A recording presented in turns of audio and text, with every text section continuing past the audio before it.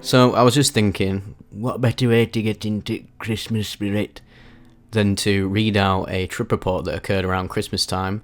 This will probably be the last video before Christmas, so I hope you all have a good one, and don't forget to overdose on Brussels sprouts or whatever you fucking savages decide to do, and we'll be back in action next week.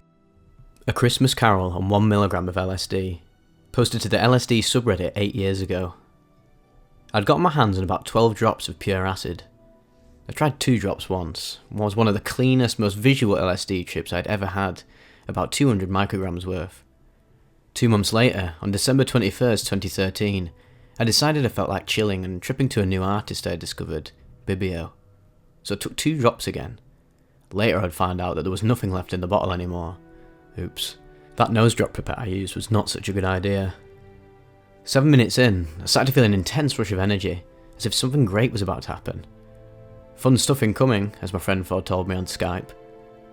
The music sounded great, beautifully detailed and bouncing off my walls, nothing out of the ordinary. 30 minutes in though, I started losing my ego. Full-on ego death about 30 minutes after dropping is not something I'd experienced before.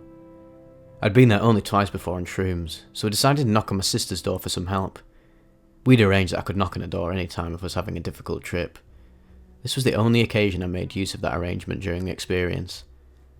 I sat down on my sister's bed and we started talking a bit. Everything was extremely clear and colourful, radiating with immense energy. Not much else was happening yet in terms of visuals. She found my music on Spotify and played it. It sounded terrible on the little laptop speakers, and the advertisements in between songs baffled me. So we decided to go back to my room, and I laid down on my bed. Around 45 minutes in, while laying on my bed, it really started to hit me. Everything started melting, including myself. Time slowed down to an unfathomable crawl. If you've ever heard music before on 400 micrograms of LSD, imagine that slowed down 5-fold. While the walls of my room were melting, I started feeling the most intense body high and euphoria. I could hardly believe such a feeling was even possible. Then 10 seconds later, this feeling started doubling, and again 20 seconds later. This repeated for a couple of minutes while I was laughing uncontrollably, crying even, overloaded with feelings. 50 minutes in now, and I was gone. Full on catatonic. I've taught myself to start chanting when a trip takes a difficult turn. In my catatonic state, I kept chanting for about an hour. The trip then continued into a dreamlike state. I saw a sphere spinning in space. This sphere represented my timeless consciousness. Over and over again, I was presented with memories of a childhood I have never experienced. They were alternate universes of my consciousness.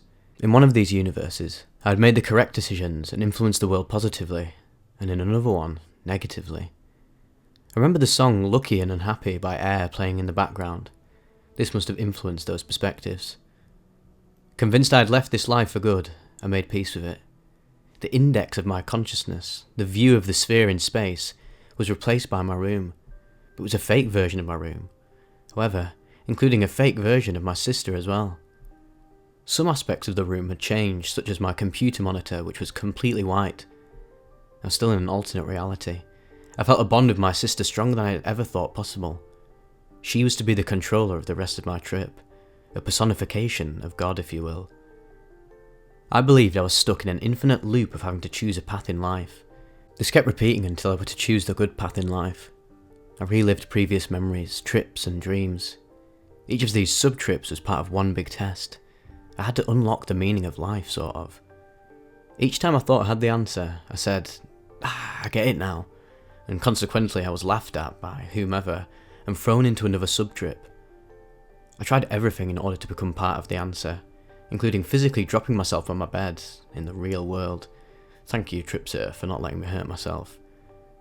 It wasn't until 4 months later, when I took LSD again at a dose of 250 micrograms, that I managed to understand the message of this trip. The key was, it is impossible to understand the meaning of life, you have to just become it. Life has always existed, and it will continue to exist forever. There is no answer, because the question is a fallacy. After 4 hours of being in this catatonic state, only pausing periodically to take sips of water, I returned to the real world. I couldn't believe it. "You're still here," I said to my sister. I then greeted my cats as if I had not seen them in a lifetime. 5 hours in, and the trip was over already. I'd learned what I needed to learn, and that life is good.